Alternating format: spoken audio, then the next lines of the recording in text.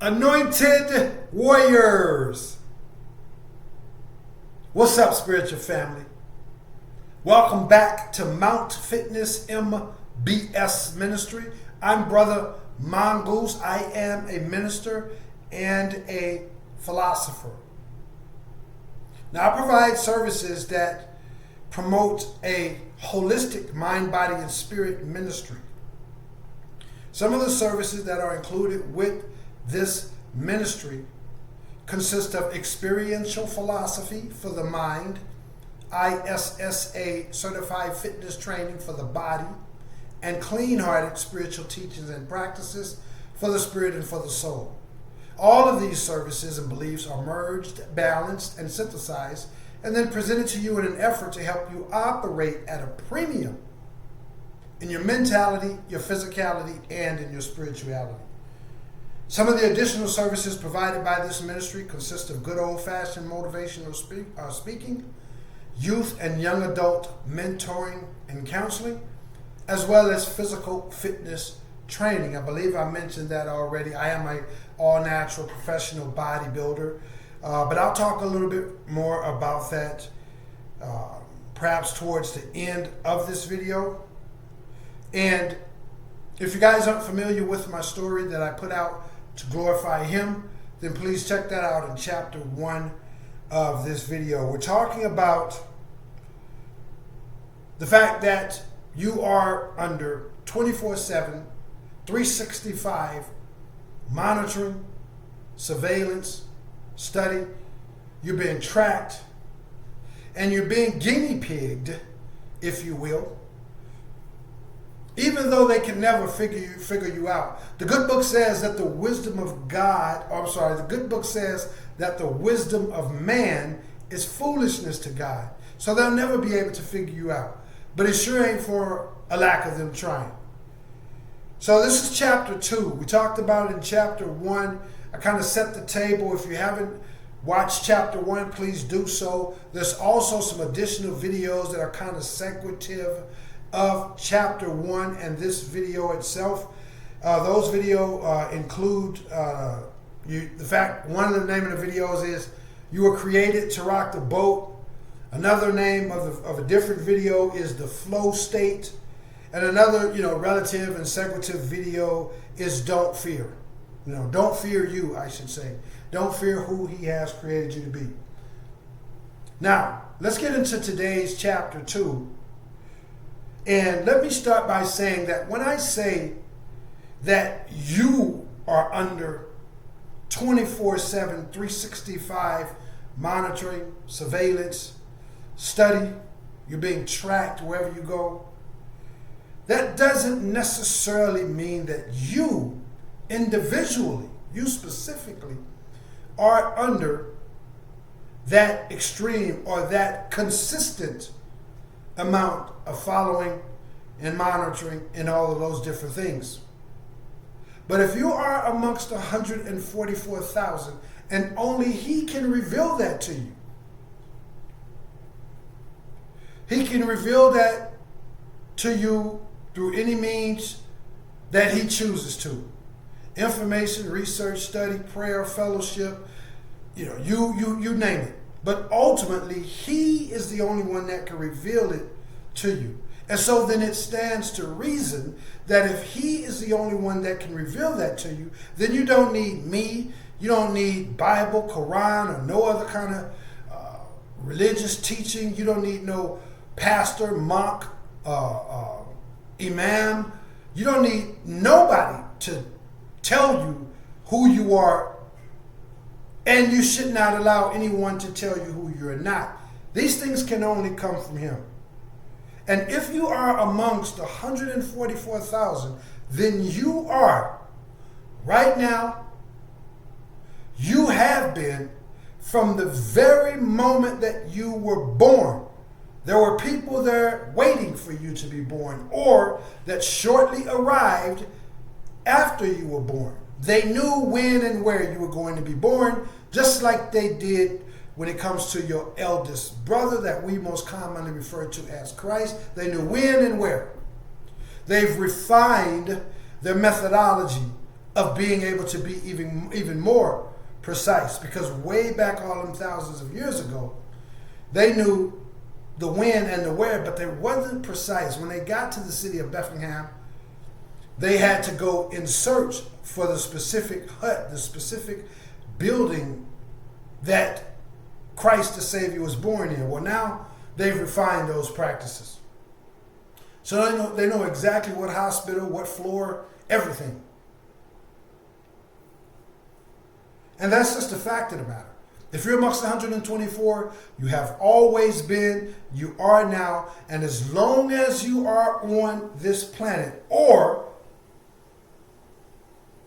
if he should make his return prior to you exiting this planet, then obviously when he comes, he's going to bust this demonic system wide open. He's going to bring it to its ashes. And we know that Jacob's world is the world that falleth and fadeth. I'm sorry. Pardon me 1,000 times, guys. Esau world. We all know who Esau is in the Bible. If you don't know, look it up. Contact me. I'd be glad to inform you or give you some information where you can do your own research. But Esau's world, this current system, Esau's world is the world that falleth, that collapsed. And Jacob's world is the world that follows. So until he comes back and put this system out of its misery, then you're going to continue to be monitored 24/7, 365. Now I get it. Some people are going to be quick to classify this or as hyperbole. It's conjecture. It's delusional. It's paranoia. It's not our job to convince them. Our job is to know the truth.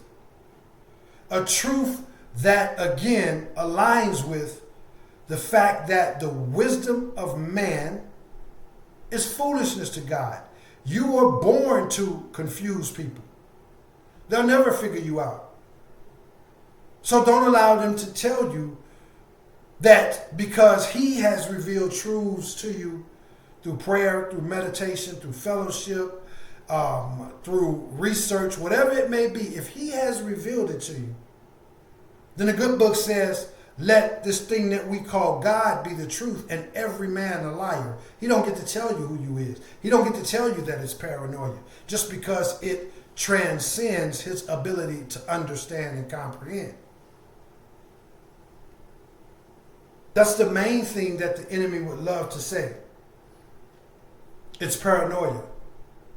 It's narcissistic to think that, you one person and they care enough about you, or they, where they're going to monitor you. Who's got the time, the energy, or the resources? Well, the greatest lie the enemy ever told was that he didn't exist. But let me move on to today's message. I just want to put that out there. Because the enemy may literally, in the form of a person, try to convince you of that, or just because we live in this fallen state and the negative energies are flowing in the atmosphere and the ether and the spiritual realm, that thought may just enter your mind without someone else having to introduce you to it. But you got to know that you know that you know that you know that you know. And when it comes to knowing, you might say, well, what's the purpose of this, Brother Mongoose, Minister Mongoose? How does it benefit me? What does it do? It just freaks me out. It's kind of, promoting fear, anxiety. Why do I need to know this? I was just happy in my own little world. And now you're introducing to me something that I got to be scared and afraid and paranoid about people following me? No. People watching me, bugging my house, putting cameras everywhere. It gets deeper than that. But no, you're not supposed to be afraid. You're not supposed to be afraid. You're supposed to be prepared. Prepared mentally, physically, and spiritually. We serve a supernatural God. We serve a divine God, a divine source. And if you do the etymological research far enough back on the word divine, it literally means the ability to transcend that which you believe to be or have been taught to be, if it's possible. This is why the good book says through him all things are possible. Not just the things that are rational, not just the things that we think, the things that we were taught and believe. All things are possible to those who believe in him and walk according to the purpose. So it's to prepare you and to let you know that we serve a supernatural God, a God that his hands isn't tied to what these clowns are doing in terms of their secret monitoring program, their secret tracking program, all of the witchcraft and the idolaters that they have working on their team. And again, I'm going to presume that whether you are amongst 144,000 or if you are amongst those who are amongst a great multitude who may not or who are not under 24/7, 365 surveillance. Only the 144,000 is under 24/7, always have been, always will be, until our eldest brother make his return.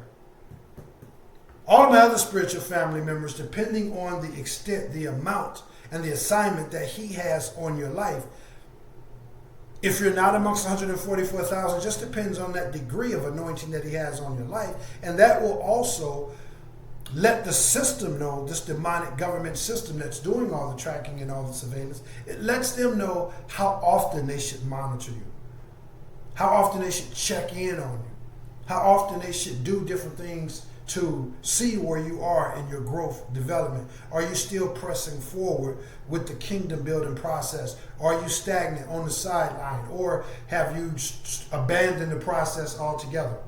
But the 144,000, those of us who didn't choose God, God chose us. 24/7, 365. The reason that you need to know this, because if you don't know who you are, then you don't know who your enemies are. And whether it's in the animal kingdom or in any other type of way that you can put it, even the apex predators, those at the top of the food chain, even they have enemies. And if you don't know who you are, then you don't know who your enemies are. The great white shark, he knows that, okay, he has an enemy. It's called the orca whale. That giant, the biggest mammal on earth, or the biggest animal on earth, I think it's the sperm whale. He's got to know that he has enemies, so that he can know how to protect himself, which routes to take, what safety precautions he needs to implement. He doesn't get laid back thinking, oh, I'm a great white, I'm a lion. A lion could have that tough Tony attitude if you want and stick his head in that water and the alligator will take it off. So if you don't know who you are, then you can't even ever hope to know who your enemies are and how you need to protect yourself. So this is about being prepared. It's not fear-mongering. We serve a supernatural God, which means everything that's natural, surveillance cameras, without carrying in you guys too fast. Even when it comes to bullets, knives. This is why the good book says no weapon formed against you will prosper. So if you have this divine mindset, which is again evolving in your spiritual man or woman, to realize that the word divine means to transcend that which you thought was possible, that which you have been taught to believe is possible.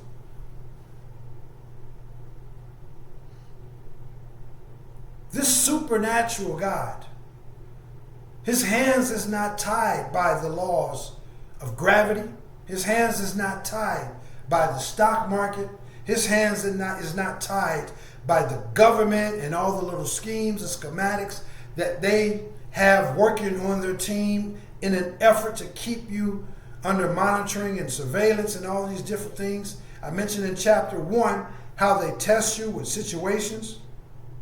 They prod you with, different lights, different sounds, different people, different scenarios, different things to see what pushes your button. Even though to some extent they know exactly what pushes your buttons, but they also want to know, like, okay, how do you regenerate? Where do your faith come from? Your willpower to get up and keep going. Your courage, your ability to be humble, your ability to grow and say, okay, I was wrong for doing that. Let me make some positive changes. They're trying to figure all of this out. Meanwhile, our Father's hands is not tied by any of that. We serve a supernatural God. A God that says, hey, you can go in there, and even though these lions haven't eaten in almost 30 days, and they're on the brink of death because they haven't had anything to eat, and they, every 30 days, just to keep the lions barely alive, they'll throw them in there some people to eat. Criminals, Christians, they'll throw them some criminals to eat. But on that 30 days, when they was barely alive, this God was able to close their mouths. Go figure, right? It's a supernatural God. It's a supernatural God that had Christ walk on water. Go figure, right? His hands is not tied by any of this. The same power that was in Christ is in you. If you're amongst the 144,000, it's in you to a greater extent because Christ himself said that you would do even greater miracles than he did. And if you're not among the 144,000, you still have that same energy operating and oscillating within you. And it transcends anything that this world has to offer. Anything that this world could do to you.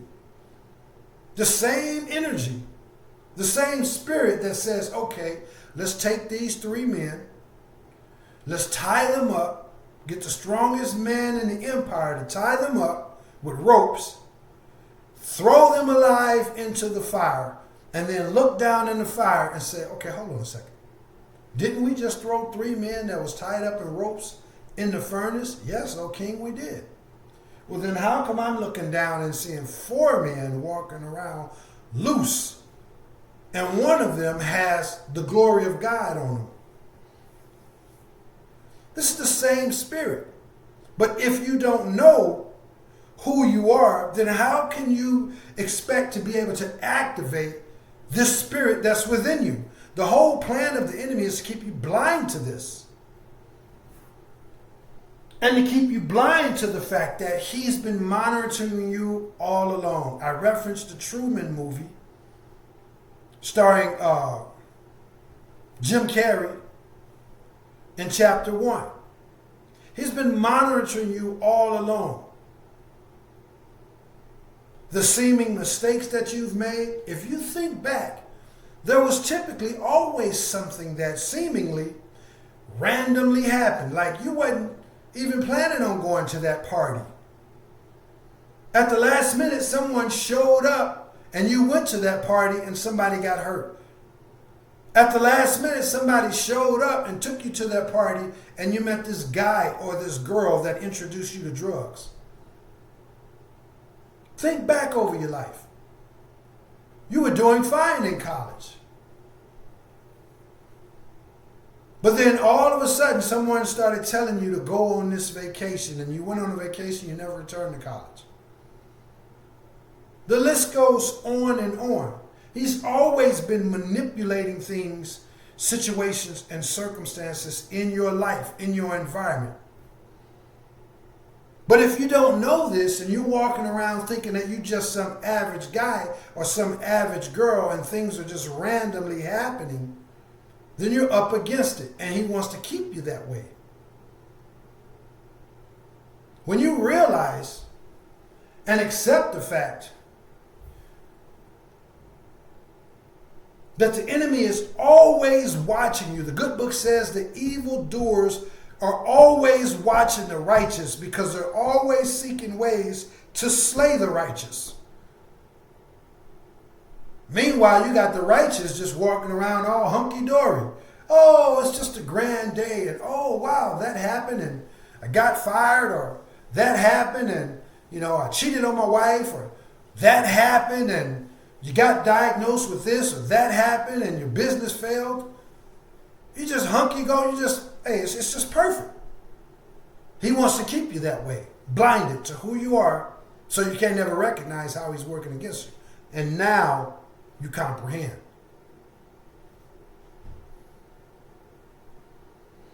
I'm going to make a chapter 2 or chapter 3 to this. I mentioned in chapter 1 that I shared my testimony with some guys today. And this is how the enemy, if we're blinded to who we are, we're blinded to how the enemy is working against us. Like this ministry that I have, like I come from the gutter. I know that. You guys have heard my testimony. You know that. You guys could Google my name and pull up my criminal record, juvenile, adults.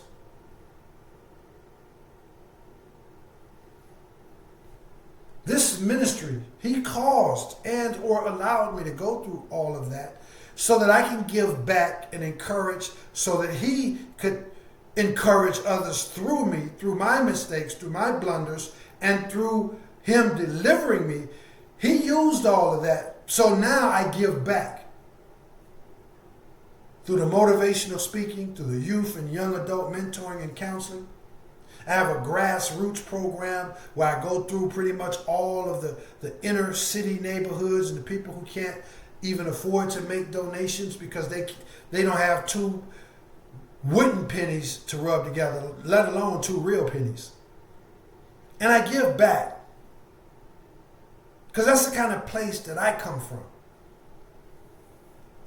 But when I go through these places, I have to totally trust on him, and we'll talk about that some more in chapter 3. I have to totally rely on him because the enemy is working. And the enemy, when I'm in those type of environments, the enemy is setting all kinds of traps. I have to be totally zeroed in on him. The enemy is setting traps with people coming up there trying to start arguments, wanting to start confrontations, looking to invoke some kind of violent episode. There's women out there, flaunting, trying to distract a brother, with their, succubus type of ways and attitudes. There's women out there that's faking to be clean-hearted and they just want to help out the ministry, or they're looking for a husband and, they're a woman of God. There's people down there, and this will tie into the gentleman that I gave my testimony to earlier today, and then I'll get out of here as far as this chapter. The enemy is always sending people for me to motivate, to inspire, to encourage, and to give consultative services to. Meanwhile, these people are people that are associated with the streets, like they're, the gangbangers, the drug dealers, all kinds of assorted criminals, because that's the type of environment that I'm typically in. It's the type of background that I have.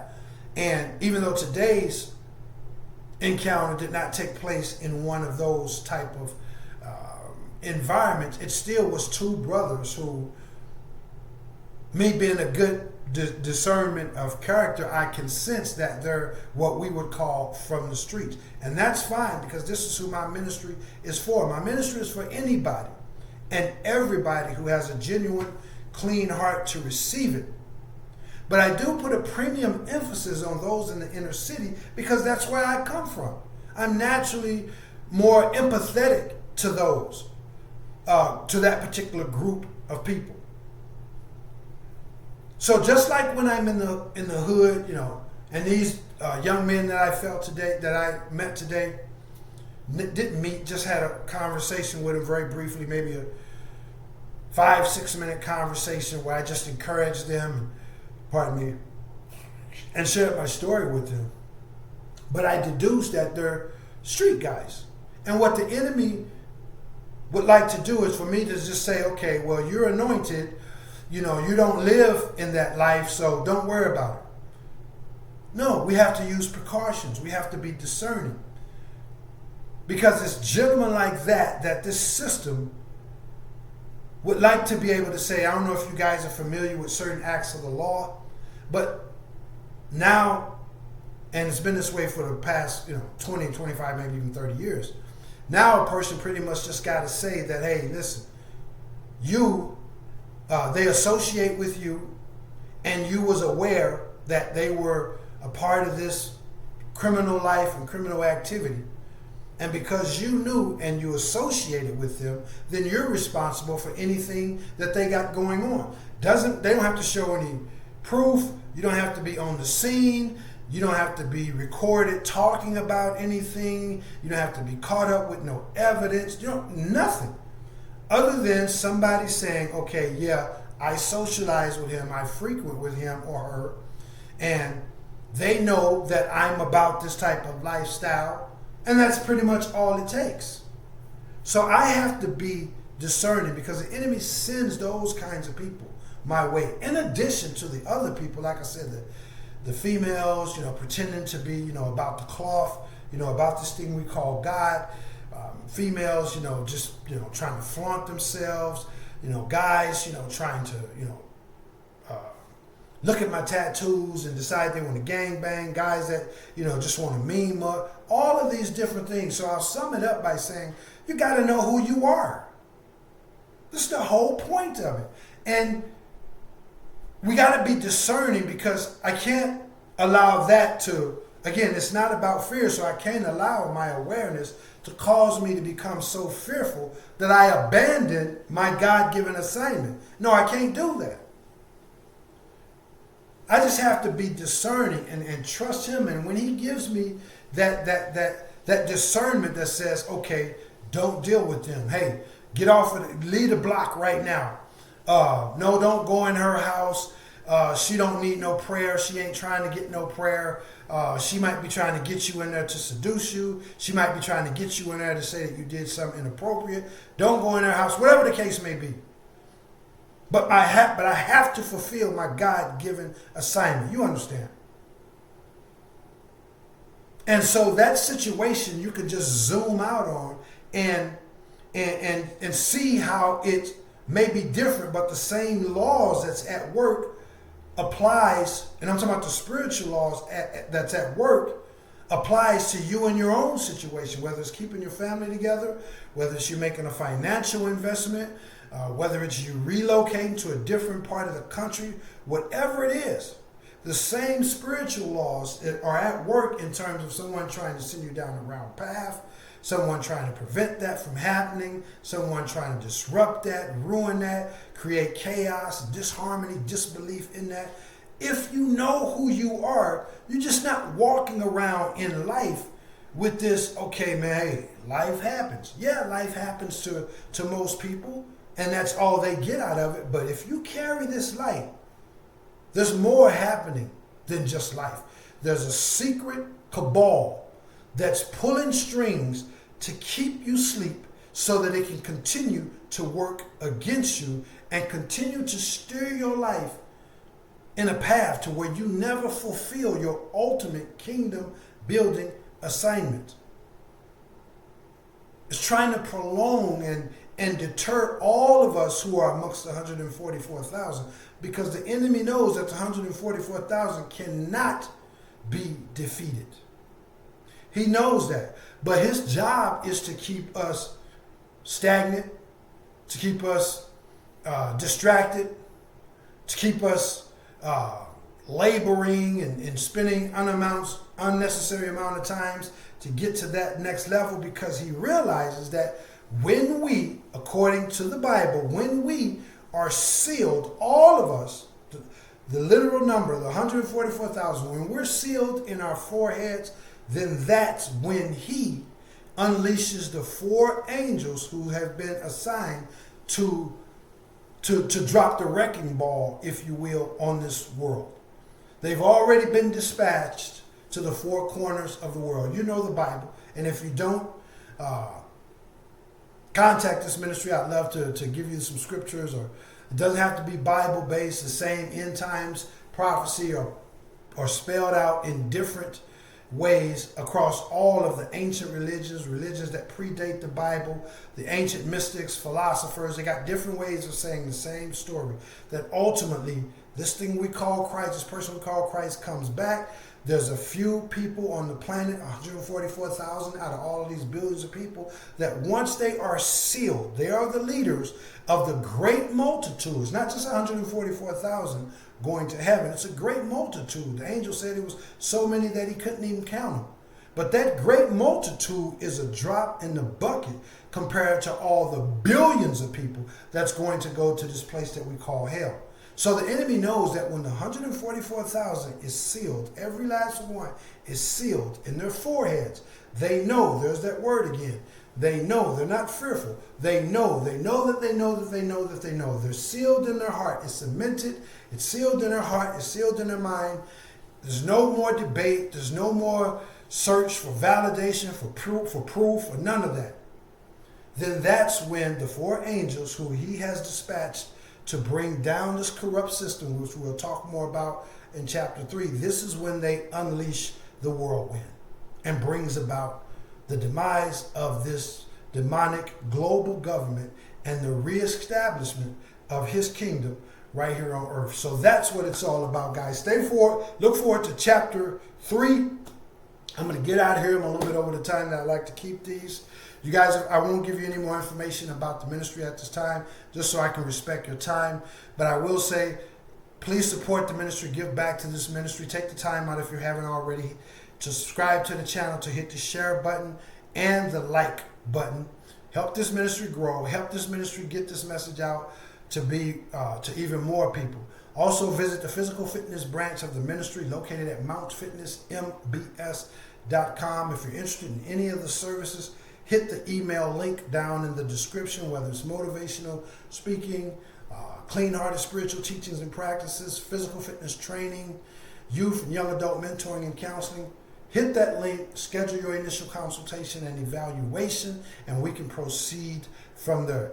Remember also, guys, that this ministry is supported and funded by viewers like you. So please support the ministry by doing those things, the like, the subscribe, the share, the thumbs up, all those different things. And if you'd like to support this ministry monetarily, then please go to the link that I'm going to leave down in the description. Donate whatever the Spirit moves you to donate by way of Cash App. That's what I got for you guys. I'll see you in chapter 3. I encourage you guys to always be the living, breathing example of what it means to put faith over fear, love over lust, truth over tradition, and people over prophets or over profit. That's what I got for you guys. I love you all. Thanks for all the love and support. I'll see you guys in chapter 3. I am Brother Minister Mongoose, and I will holler back. Peace.